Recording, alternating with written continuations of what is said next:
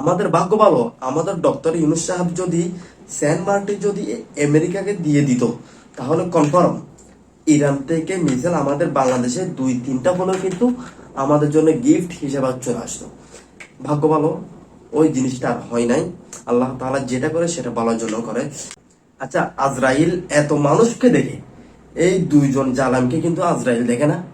আপনি দেখেন, তাদের মতো আমি মনে করি তাদের মতো পাপী এই পৃথিবীতে আর কেউ নেই। আজরাইল এত মানুষকে দেখে কেন এই দুজন মানুষকে দেখে না? এদের কি দেখার মতো আমাদের এই পৃথিবীতে কেউ নাই?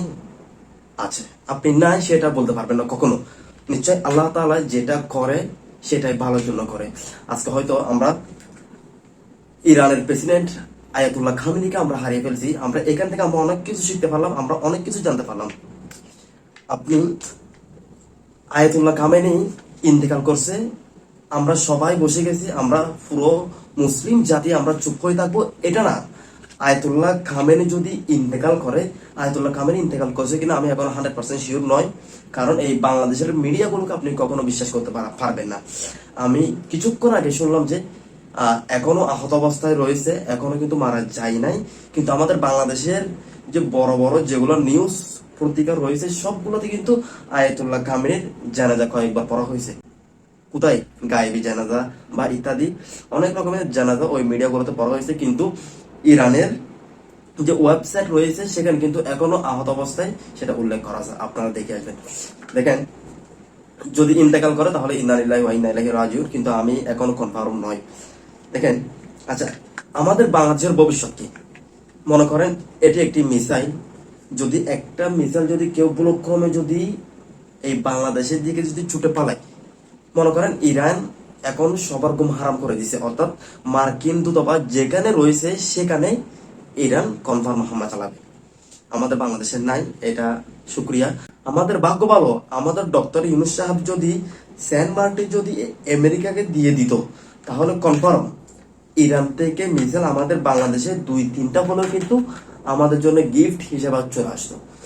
ভাগ্য ভালো, ওই জিনিসটা আর হয় নাই। আল্লাহ তাআলা যেটা করে সেটা ভালোর জন্য করে।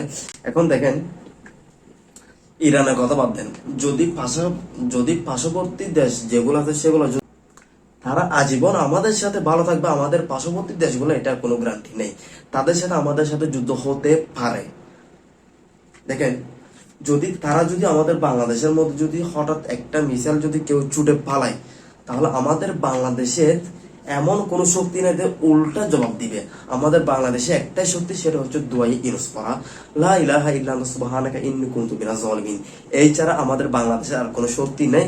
কারণ আমাদের বাংলাদেশ যে যুদ্ধ করবে একটা রাষ্ট্রের সাথে, সেটার কোনো 1% যদি বিন্দু পরিমাণ যদি আমাদের বাংলাদেশের সরকারদের থাকতো, আমাদের বাংলাদেশের সরকারের আছে মাত্র কয়েকটি বিষয়। সেটি হচ্ছে, একটি বিষয় হচ্ছে, মনে করেন আমরা আওয়ামী লীগ আমল আমরা দেখছিলাম, আওয়ামী লীগ থাকাকালীন অবস্থায় আওয়ামী লীগ যাদেরকে বিরোধী দল যাদেরকে আওয়ামী লীগ হয়রান করছে, তারাই এখন ক্ষমতার মধ্যে এসে আওয়ামী লীগ হয়রান করবে।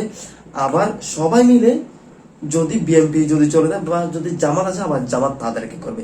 কিন্তু আমাদের বাংলাদেশ যে পারমাণবিক ভাবে যে আমাদের বাংলাদেশ শক্তিশালী হবে, এই বিষয়গুলা কারো মাথায় নেই, এবং এই স্বপ্ন আমাদের বাংলাদেশের কোনো সরকারকে নেই, এবং আমি জানি না পরবর্তী সরকারের মাথায় থাকবে কিনা সেটা, কিন্তু আমি আশা করছি থাকবে না, কারণ এটি আমাদের বাংলাদেশ।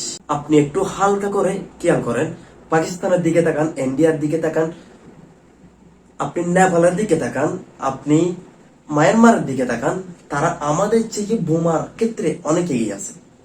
যদি পাকিস্তানে কেউ যদি একটা মিসাইল পালায়, তাহলে ওই পাকিস্তান 10টা মিসাইল ওই দেশে পাঠাবে। ইন্ডিয়াতেও যদি কেউ যদি একটা মিসাইল ঢোকে, তাহলে ইন্ডিয়াও সেম জবাব দিবে। কিন্তু আমাদের বাংলাদেশে জবাব দেওয়ার মতো কোনো কিছু নেই, কোনো কিছু করার নাই। আমরা দুআয়ে ইউনূস ছাড়া আমরা কোনো কিছু করতে পারবো না।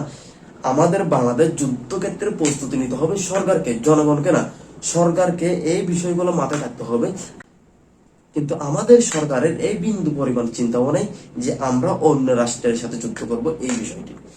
যদি আপনার কাছে আমার এই ভিডিওটি, যদি আমার এই কথাগুলো যদি আপনার মনের মতো হয়, তাহলে অবশ্যই আপনি আমার চ্যানেল সাবস্ক্রাইব করে দিবেন, এবং ভিডিওটি কেমন লাগছে অবশ্যই আপনি আপনার মতামত কমেন্ট বক্সে জানাবেন।